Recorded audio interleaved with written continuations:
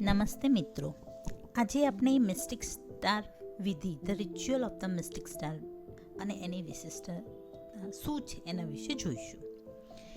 ઈસવીસન 1912માં the temple of the rosy cross નામની સંસ્થા ડૉક્ટર બેસન્ટ બિશપ વેઝવુડ અને મિસિસ મેરી હોચિનરના નેતૃત્વ નીચે સ્થપાઈ હતી.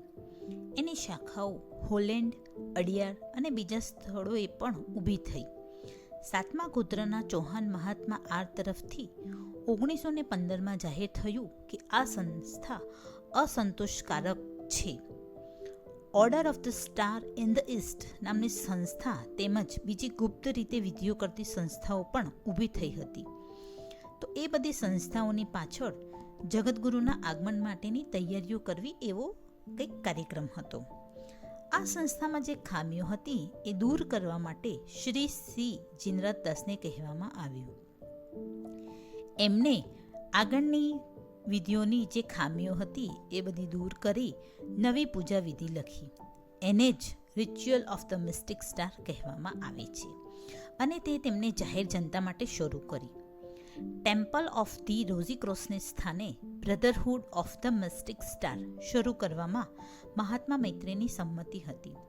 જૂના ચીલાચાલુ માણસોને આ ન ગમ્યું, પણ છેવટે 1920ની સાલમાં આ વિધિ શરૂ થઈ. દેવ સૃષ્ટિની સાથે માનવોનો સંબંધ સતત રીતે જળવાવો જોઈએ એમ સ્વીકારવામાં આવ્યું હતું. ફ્રી મેસનની એ ગુપ્ત રીતે કાર્ય કરતી સંસ્થા છે, જ્યારે આ મિસ્ટિક સ્ટાર વિધિ દરમિયાન કંઈ પણ ગુપ્ત રાખવામાં આવતું નથી. મિસ્ટિક સ્ટાર વિધિમાં સર્વધર્મોનું જ્ઞાન આપી માનવની સંકુચિતતાને દૂર કરવાની છે અને થઈ ગયેલા તેમજ થવાના છે એ બધા અવતારો જગતમાં શાંતિ સ્થાપવાનો ઈરાદો ધરાવે છે તેનું પ્રતિપાદન કરવાનું હતું. આવા ઉચ્ચ કાર્યમાં અદૃશ્ય સહાયકો જરૂર મદદ કરે છે એમ વિધિ જણાવે છે. આ વિધિનું પ્રતીક પંચકોણી તારક છે અને તેનો દરેક ખૂણો દિવ્ય તત્વનું દર્શન કરાવે છે.